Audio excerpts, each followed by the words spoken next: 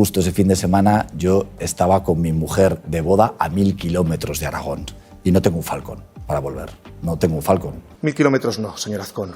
Usted estaba a 771 en Oleiros, yéndose de festival, señor Azcón. Y mientras tanto, los ciudadanos de esta provincia, de Zaragoza y de Teruel, esperando que llegara el nivel 2 de emergencia y que llegara la UME, el mismo sábado. Mientras estaba disfrutando de una boda y de un festival, hubiera podido activar el coche oficial que tenía para volver inmediatamente. Eso es lo que hubiera tenido que hacer un presidente de Aragón con integridad, con honestidad política y con ejemplaridad, como decía usted.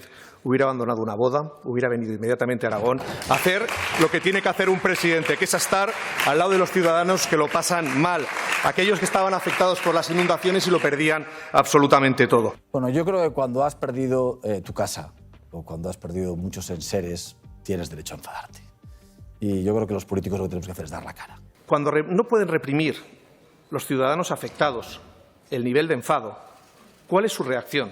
¿Cuál es la reacción de su Gobierno? ¿Cuál es la reacción del Partido Popular en Aragón?